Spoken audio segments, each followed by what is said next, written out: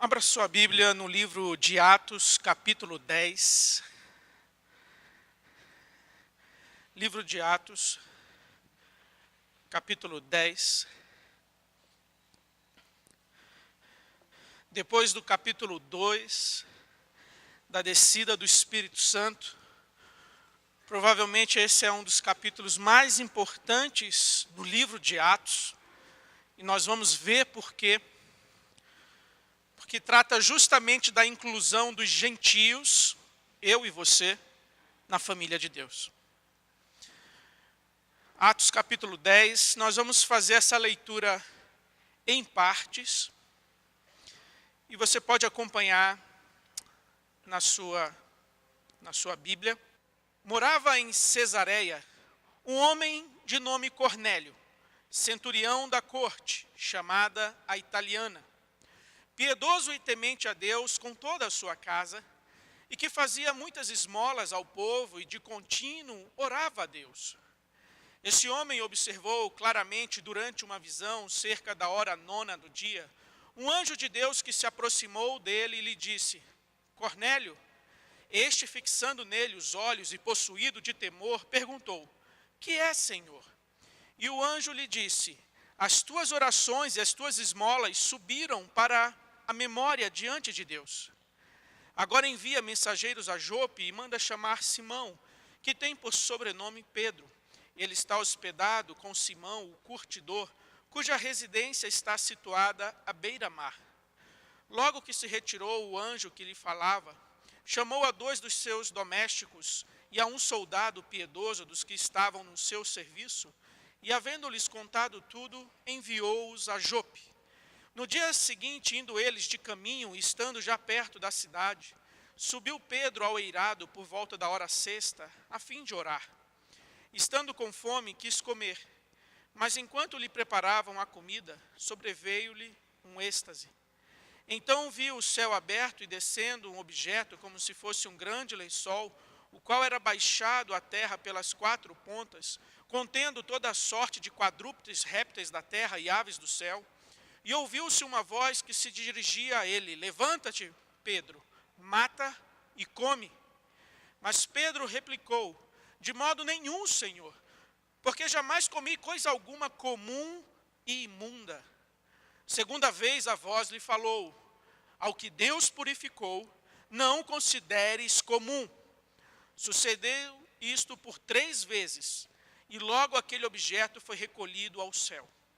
Enquanto Pedro estava perplexo sobre qual seria o significado da visão, eis que os homens enviados da parte de Cornélio, tendo perguntado pela casa de Simão, pararam junto à porta.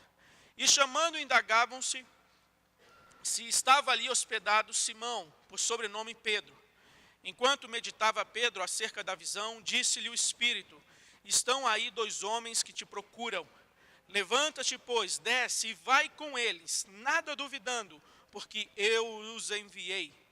E descendo Pedro para junto dos homens, disse: Aqui me tendes, sou eu, a quem buscais, a que viestes? Então disseram: O centurião Cornélio, homem reto e temente a Deus, e tendo bom testemunho de toda a nação judaica, foi instruído por um santo anjo para chamar-te à sua casa e ouvir as tuas palavras. Irmãos, olhando para esse capítulo, eu quero meditar com os irmãos hoje no seguinte tema. Em Cristo temos comunhão com Deus e uns com os outros. Em Cristo temos comunhão com Deus e uns com os outros. Então eu sintetizo dessa forma, resumo dessa forma, todo o capítulo 10, capítulo 11, até o verso 18. Mas vamos nos contextualizar. Vamos relembrar o que vem acontecendo no livro de Atos. O Espírito Santo vem realizando uma obra, e uma obra de salvação. Capítulo 8, nós temos a salvação dos samaritanos. Ainda no capítulo 8, a salvação do eunuco, o etíope. No capítulo 9, temos a salvação de um perseguidor de cristãos, Saulo. Ainda no capítulo 9, vimos o milagre da cura física, o milagre da ressurreição física. E agora no capítulo 10 estamos diante de um milagre ainda maior, o maior de todos os milagres, a salvação de pecadores. Temos aqui a entrada oficial dos gentios na igreja de Cristo. E não esqueça de Atos 1:8. Esse verso é muito importante para a compreensão de todo o livro de Atos, para todo o Novo Testamento. Quando o Senhor, na sua promessa, diz: recebereis poder ao descer sobre vós o Espírito Santo, e sereis minhas testemunhas, tanto em Jerusalém, como em toda a Judeia, Samaria e até aos confins da terra. Então esse é o cenário de Atos. Sempre quando você for estudar um livro bíblico, uma passagem, uma narrativa, um texto, procure compreender e perceber numa visão do alto, uma visão panorâmica. O que aconteceu antes de chegar àquela passagem? Qual foi o desenvolvimento colocado ali pelo autor? Assim como nós estamos olhando para Atos, o que aconteceu antes? Uma história de salvação. O Espírito Santo de Deus está aqui empenhado, envolvido em salvar pecadores de toda raça, tribo, povo e nação. Não apenas em formar uma igreja judaica, uma igreja messiânica, uma igreja étnica, exclusiva dos filhos de Abraão, mas uma igreja multicultural. Uma igreja que está de portas abertas e abraça pessoas de toda tribo, língua, povo e nação, em um único corpo, em um único batismo, em um único Espírito, e todos debaixo da direção da mesma cabeça, Jesus Cristo. Então, nessa primeira passagem que nós lemos, capítulo 10, versos 1 a 22, eu quero destacar e chamar a sua atenção para o seguinte: que ações de bondade não são suficientes para ter comunhão com Deus. Ações de bondade, de piedade, de misericórdia, de ação social, sinceridade, religiosidade, essas coisas não são suficientes para nos levar a ter comunhão com Deus e nos fazer aceitos diante de Deus. O texto começa então apresentando Cornélio, homem temente a Deus. E aqui o sentido é amplo, é um sentido muito amplo. O fato de apresentá-lo como um homem temente a Deus não indica aqui um homem convertido, um homem salvo, mas um homem que estava buscando. Um homem que estava atrás de mais compreensão e entendimento. Cornélio era um amigo do judaísmo. Tinha ali alguma consideração dos judeus de Cesareia, cidade onde ele morava. A hora nona aqui corresponde às 15 horas da tarde, segundo o costume judaico, um momento de oração que ele observava. Baseado nesses versos, a teologia liberal, os teólogos liberais, vão dizer que toda pessoa com qualquer religião, ela é aceita diante de Deus. Eles usam ainda dentro do capítulo 10, o verso 35, quando Pedro diz: pelo contrário, em qualquer nação, aquele que o teme e faz o que lhe é justo, lhe é aceitável. Pronto. Pega esse versículo, pinça, retira do contexto, retira de tudo que está acontecendo aqui, e formula esse ensino, que qualquer pessoa, em qualquer religião, tendo fé, tendo sinceridade, fazendo bem ao próximo, isso é suficiente para chegar até Deus. Fato é que qualquer caminho leva a Deus como juiz que vai julgar. Qualquer caminho leva a Ele. Mas agora o único caminho que leva a Deus como Pai misericordioso, como Pai perdoador, como Pai que abre os braços e recebe seus filhos, se é esse Deus que você quer encontrar, o único caminho é Jesus Cristo. E é a palavra de Deus quem diz, é o próprio Senhor Jesus quem diz em João 14, ao dizer que eu sou o caminho, a verdade e a vida. Ao dizer a Cornélio que é necessário nascer de novo, porque se não nascer de novo, ninguém verá o reino de Deus.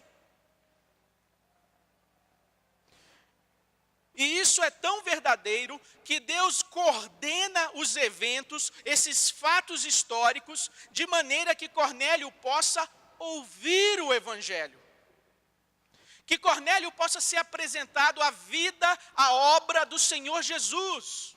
E assim, tendo fé em Jesus, ser de fato e verdadeiramente salvo.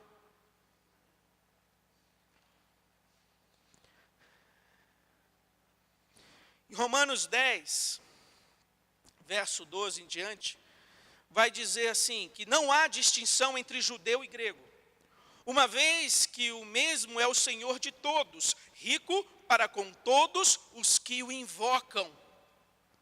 Porque todo aquele que invocar o nome do Senhor será salvo. Como, porém, invocarão aquele em quem não creram? E como crerão naquele de quem nada ouviram? E como ouvirão se não há quem pregue? E como pregarão se não forem enviados? Como está escrito, quão formosos são os pés dos que anunciam coisas boas. E assim a fé vem pela pregação, e a pregação pela palavra de Cristo. A fé, a salvação, a comunhão com Deus se dá somente através da pregação do Evangelho, da fé em Cristo.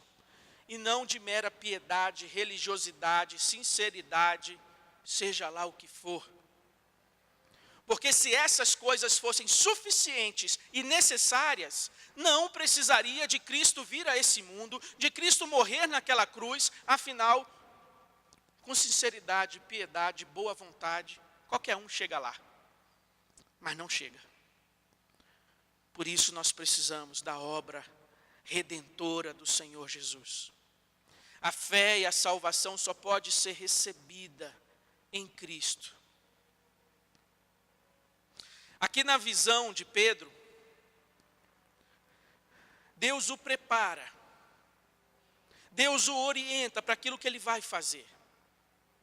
Seria um grande choque, um grande conflito para Pedro, aceitar o convite para ir à casa de Cornélio, entrar na casa de Cornélio, ter comunhão com ele, ficar hospedado ali alguns dias. Mas Deus o prepara. E Deus dá ali a Pedro uma visão. Aquela cortina que se desenrola, que se abre na sua frente, e ali animais que eram considerados impuros pela lei judaica. E na visão Deus diz, mata e come.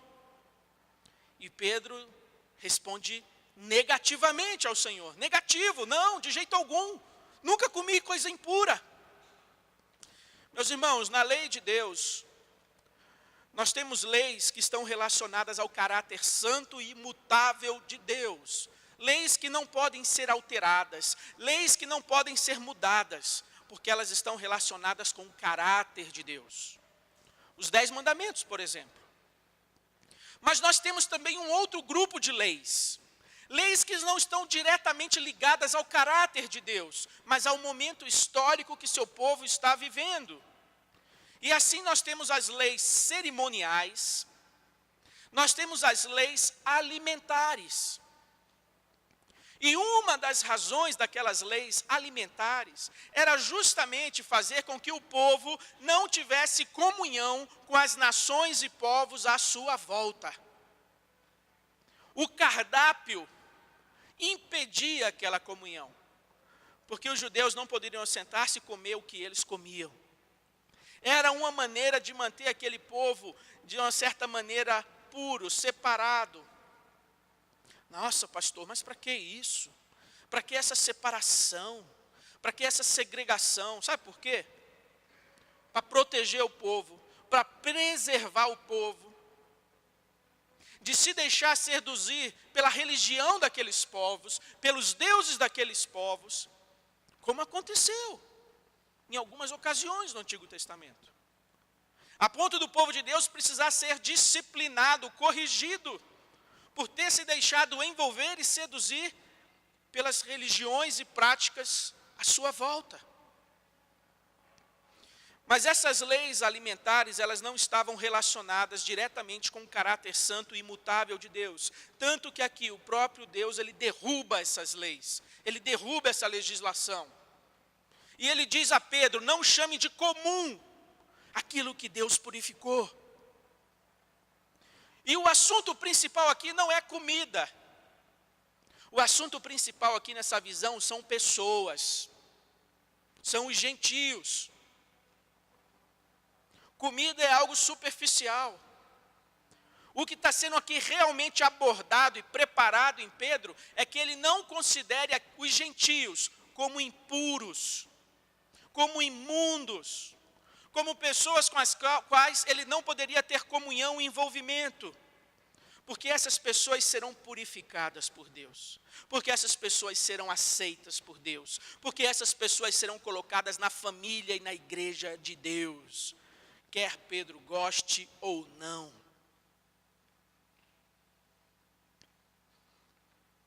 Mas vamos continuar lendo então a partir do verso 23. Pedro, pois, convidando-os a entrar, hospedou-os. E no dia seguinte levantou-se e partiu com eles. Também alguns irmãos dos que habitavam em Jope foram na sua companhia. No dia imediato entrou em Cesareia, Cornélio estava esperando por eles, tendo reunido seus parentes e amigos íntimos. Aconteceu que, indo Pedro a entrar, lhe saiu Cornélio ao encontro e, prostrando-se-lhe aos pés, o adorou. Mas Pedro o levantou, dizendo, ergue-te, que eu também sou homem.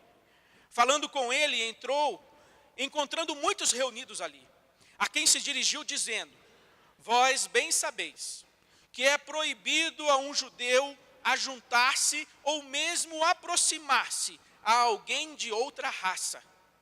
Mas Deus me demonstrou que a nenhum homem considerasse comum ou imundo. Lembra do que eu falei da visão?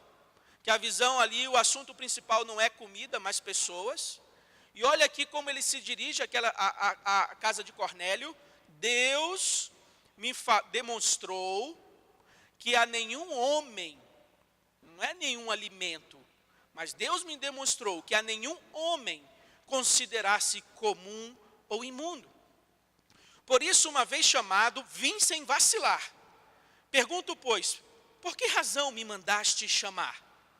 Respondeu-lhe Cornélio, faz hoje 4 dias que por volta desta hora estava eu observando em minha casa a hora 9ª de oração, e eis que se apresentou diante de mim um varão de vestes resplandecentes.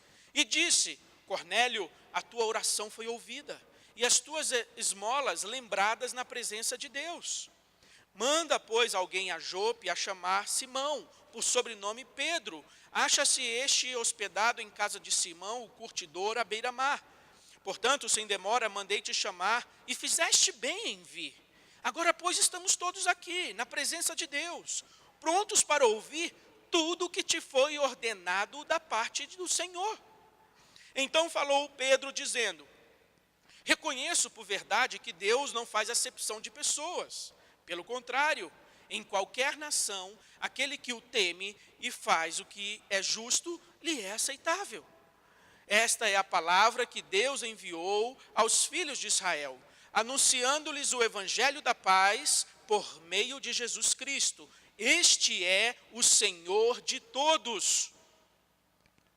O evangelho da paz por meio de Jesus, e este é o Senhor de todos. Jesus tem que ser o Senhor de todos. Não basta a pessoa ter uma religião, uma fé, uma sinceridade, uma piedade, se o Senhor Jesus não é o Senhor da vida dela.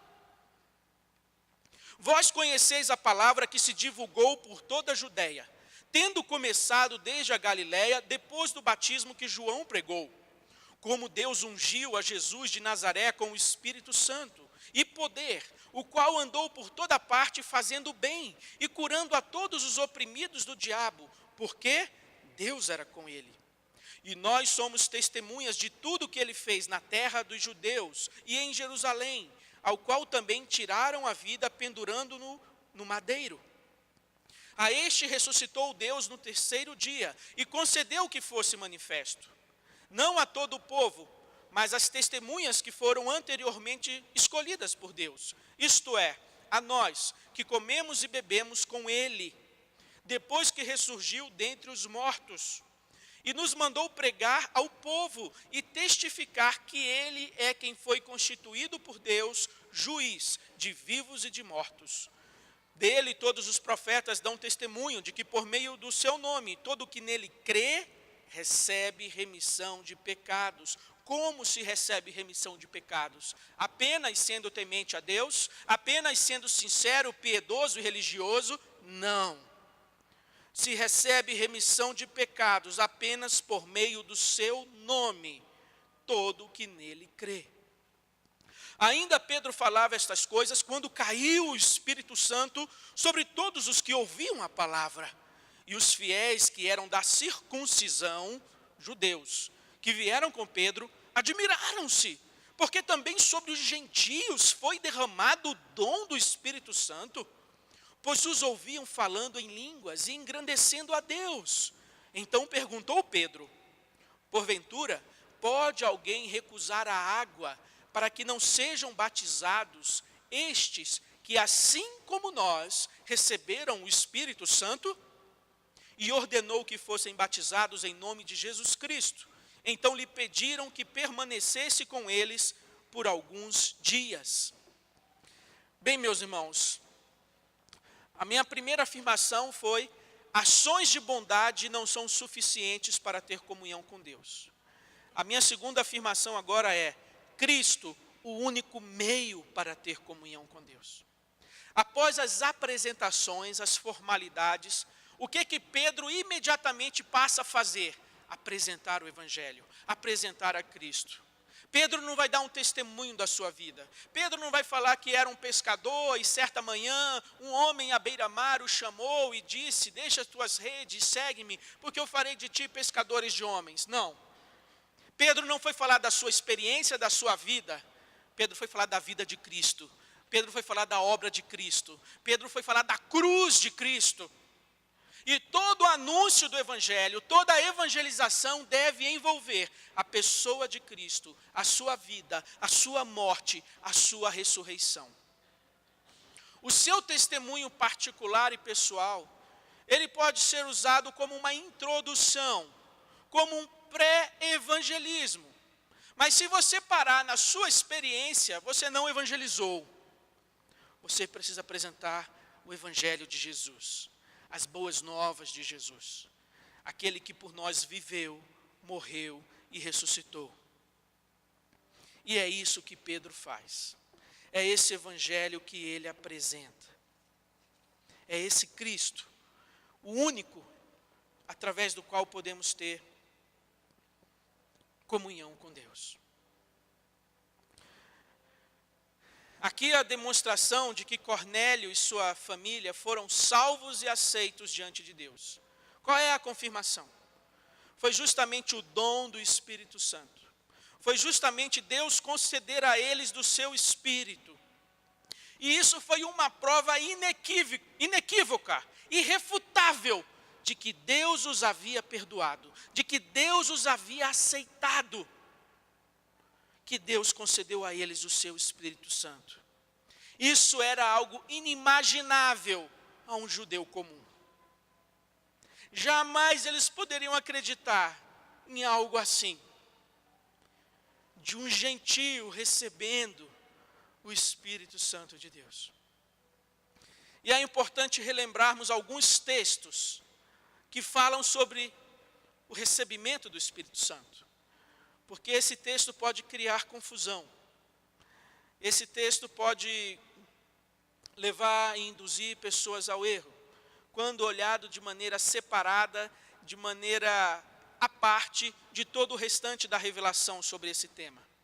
Então, em Efésios capítulo 1, verso 13, Paulo ali vai nos lembrar o seguinte: que em quem também vós, depois que ouvistes a palavra da verdade, o evangelho da vossa salvação, tendo nele também crido, fostes selados com o Santo Espírito da promessa.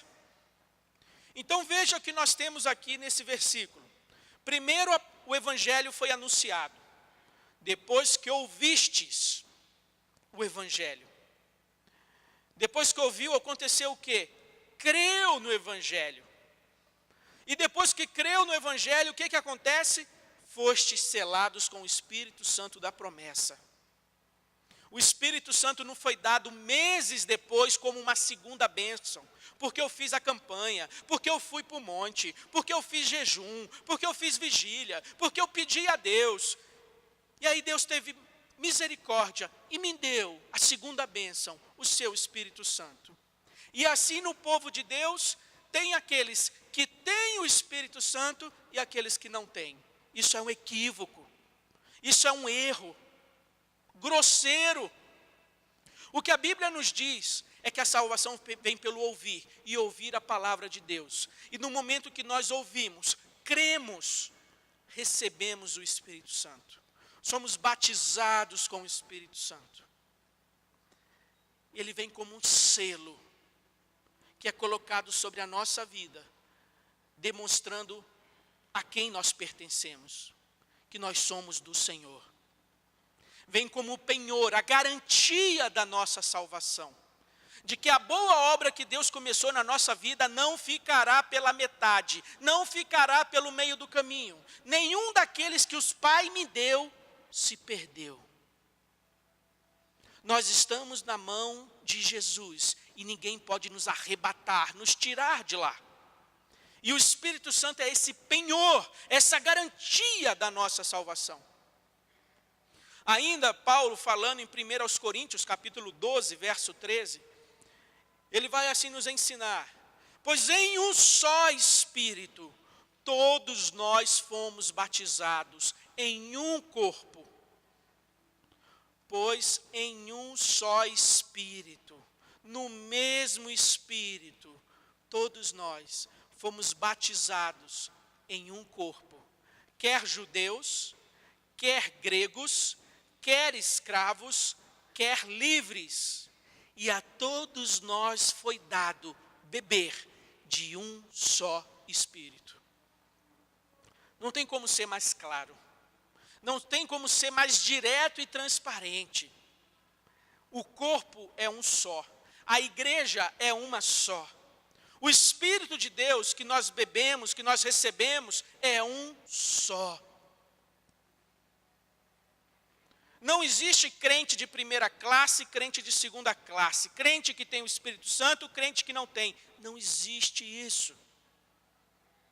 Todos os dons do Espírito Santo são concedidos no momento do novo nascimento, no momento da conversão.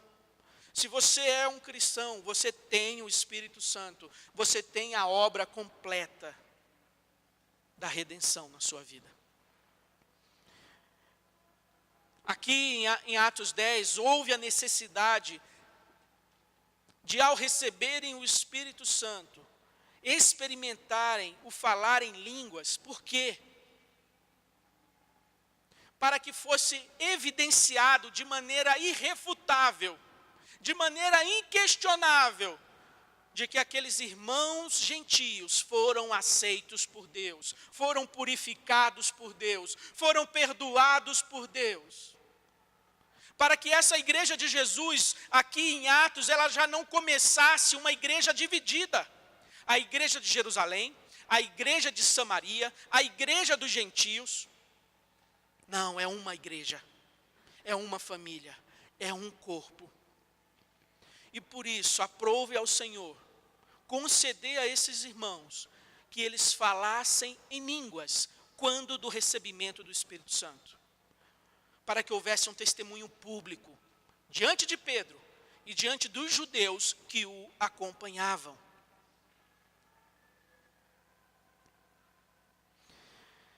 Então nós vimos que obras de bondade não são suficientes para termos comunhão com Deus, que somente em Cristo podemos ter comunhão com Deus, e por último, por fim, que em Cristo temos comunhão uns com os outros. Em Cristo somos unidos, em Cristo somos ligados, reunidos no mesmo corpo e na mesma família. E o que acontece? No capítulo 11, Paulo então chega em Jerusalém. Chegou ao conhecimento dos apóstolos e dos irmãos que estavam na Judéia, que também os gentios haviam recebido a palavra de Deus. Quando Pedro subiu a Jerusalém, os que eram da circuncisão o arguíram, dizendo: entraste em casa de homens incircuncisos e comeste com eles? Olha a situação, hein? Olha a pressão. Então Pedro passou a fazer-lhes uma exposição por ordem, dizendo, e ele vai relatar aqui: eu estava na cidade de Jope orando, num êxtase tive uma visão em que observei descer um objeto como se fosse um grande lençol, baixado do céu pelas 4 pontas e vindo até perto de mim. Fitando para dentro dele os olhos, vi quadrúpedes da terra, feras, répteis e aves do céu. Ouvi também uma voz que me dizia: levanta-te, Pedro, mata e come. Ao que eu respondi: de nenhum modo, Senhor, porque jamais entrou em minha boca qualquer coisa comum ou imunda. Segunda vez falou a voz do céu: ao que Deus purificou, não consideres comum. Isto sucedeu por 3 vezes, e de novo tudo se recolheu para o céu. Eis que na mesma hora pararam junto da casa em que estávamos 3 homens enviados de Cesareia para se encontrarem comigo. Então o Espírito me disse que eu fosse com eles sem hesitar. Foram comigo também estes 6 irmãos, 6 testemunhas. E entramos na casa daquele homem. E ele nos contou como vira o anjo em pé em sua casa e que lhe dissera: envia a Jope e manda chamar Simão, por sobrenome Pedro, o qual te dirá palavras mediante as quais serás salvo. Olha aqui, Pedro te dirá palavras, e mediante estas palavras, o evangelho de Jesus, serás salvo. As boas obras, a piedade, as orações, as esmolas, não resolveram, não foram suficientes. Ele precisava do evangelho. Verso 15. Quando, porém, comecei a falar, caiu o Espírito Santo sobre eles, como também sobre nós. No princípio, Atos 2. Então me lembrei da palavra do Senhor, como disse: João, na verdade, batizou com água, mas vós sereis batizados com o Espírito Santo. Pois se Deus lhes concedeu o mesmo dom que a nós nos outorgou quando cremos no Senhor Jesus. Olha, quando foi que Deus concedeu o dom? Em que momento eles receberam o dom? Quando cremos. Não é separado, não é meses depois, não é uma busca frenética depois. Mas o que a Bíblia nos diz? Se Deus lhes concedeu o mesmo dom que a nós nos outorgou quando cremos no Senhor Jesus, quem era eu para que pudesse resistir a Deus? E ouvindo eles estas coisas, apaziguaram-se e glorificaram a Deus, dizendo: logo também aos gentios foi por Deus concedido o arrependimento para a vida. Pois bem, irmãos, diante dessa última leitura, nós podemos perceber que em Cristo nós temos comunhão uns com os outros. Em Cristo o muro de separação foi derrubado. Em Cristo não há mais espaço para racismo, para olhar o irmão de cima com ar de superioridade, seja por sua condição social, seja por sua condição intelectual, seja por sua condição econômica, seja pela igreja que ele frequenta. Ah, ele não tem a teologia reformada. Ah, ele não é confessional. Ah, ele não... Às vezes, nós tratamos irmãos em Cristo, que foram purificados por Deus, perdoados por Deus, e às vezes nós caímos na tentação de desdenhar, porque simplesmente não abraçam e sustentam todo o conjunto doutrinário como nós sustentamos. E nós assim levantamos muros dentro dessa família, desse corpo, dessa igreja. Nós assim impedimos a comunhão. E nós precisamos de ter sabedoria nesse sentido.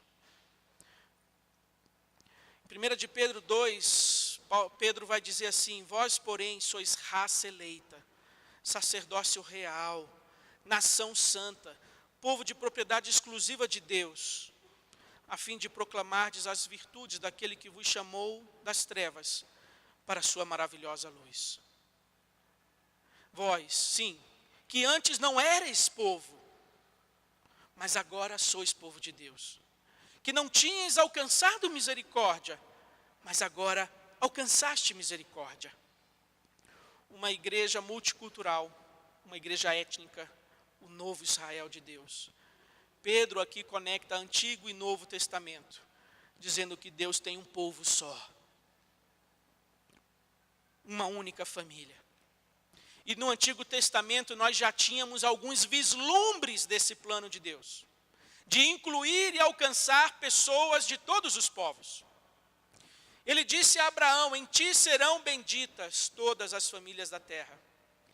A graça de Deus alcançou Raabe, a graça de Deus alcançou Ruth, a graça de Deus alcançou Naamã, a graça de Deus alcançou Nínive no tempo de Jonas. E alcançou todos aqueles que se voltaram em fé para o Deus de Israel, crendo nas suas promessas. Paulo, em Colossenses capítulo 1, diz: o mistério que estivera oculto dos séculos, das gerações, agora todavia se manifestou aos seus santos. Que mistério é esse? Que Deus quis dar a conhecer qual seja a riqueza da glória deste mistério entre os gentios. Isto é, Cristo em vós, a esperança da glória. Deus revelou esse evangelho, essa verdade também a mim e a você. Entenda, nós não somos de Jerusalém. Nós éramos dos de Cesareia. Nós éramos aqueles que eram estranhos à aliança, ao povo do pacto. Mas pela graça e misericórdia de Deus, nós fomos enxertados. Nós fomos colocados nessa família, nesse corpo. E agora em Cristo, essa família de Deus se amplia ainda mais, abrindo as portas do reino de Deus por meio da fé em Cristo, para pecadores que estavam longe, como eu e você. Somos incluídos nessa bendita família de Deus. Gálatas 3, pois todos vós sois filhos de Deus, mediante a fé em Cristo Jesus. De sorte que não pode haver judeu nem grego, nem escravo nem liberto, nem homem nem mulher, porque todos vós sois um em Cristo Jesus. Comunhão, unidade, um corpo, uma família. Que nós não venhamos desprezar irmãos. Que nós não venhamos ter um olhar a desdenhar de irmãos em Cristo. Por talvez eles não terem toda uma compreensão teológica mais embasada, mais bem formulada. Por fim, na visão de João, Apocalipse 5, ele diz: entoavam um novo cântico, dizendo: digno és de tomar o livro e de abrir-lhe os selos, porque foste morto e com teu sangue compraste para Deus os que procedem de toda a tribo, língua, povo e nação, para o nosso Deus. Os constituíste reino e sacerdotes, e reinarão sobre a terra. Jesus, com o seu sangue, comprou para Deus esses irmãos em Cristo, de toda a tribo, língua, povo e nação. Irmãos, o que nós vimos aqui nesse texto? Uma grande salvação, um grande amor, uma grande misericórdia. Você foi incluído, você foi alcançado. Você não está mais debaixo da ira de Deus. Você não é mais inimigo de Deus. Você não precisa mais viver uma vida miserável, vazia, inútil. Porque Jesus não nos dá apenas o perdão. Jesus não nos dá apenas a vida eterna. Ele já nos dá uma nova vida agora. Nós já somos introduzidos no reino de Deus agora. E esse reino já está entre nós. de maneira incipiente, embrionária. Ainda não é tudo o que virá a ser, mas nós hoje já podemos viver essa nova vida, já podemos viver essas bênçãos do reino de Deus. E o que esse texto aqui nos apresenta é isso, que aqueles que não eram povo, que eram estranhos, que eram humilhados, desprezados, considerados impuros e imundos, foram purificados, foram aceitos, foram recebidos. Eu e você, se alegre, se alegre, que a sua salvação, a sua certeza de vida eterna, a sua nova vida, que isso não seja tratado como uma coisa comum, trivial. Já estou acostumado, perdi o meu deslumbramento com isso. Que você continue se deslumbrando, que você continue sendo grato, que você continue se maravilhando, que você continue louvando a Deus a cada dia por essa salvação, por esse perdão. Que isso não venha cair numa trivialidade comum, rotineira, ordinária da vida. Mas se alegre, louve a Deus por isso e viva essa nova vida. E ame seus irmãos em Cristo. Não humilhe, não despreze, não levante muros de desprezo, porque você tem mais conhecimento teológico, mais base teológica. Pegue o seu conhecimento teológico e coloque em prática. Coloque em prática. Ame o próximo, respeite o próximo, sirva o próximo. Porque Jesus disse que é dessa forma que as pessoas vão nos reconhecer como seus discípulos. Se nós nos amarmos uns aos outros. Assim vos reconhecerão. Assim saberão que vós sois meus discípulos.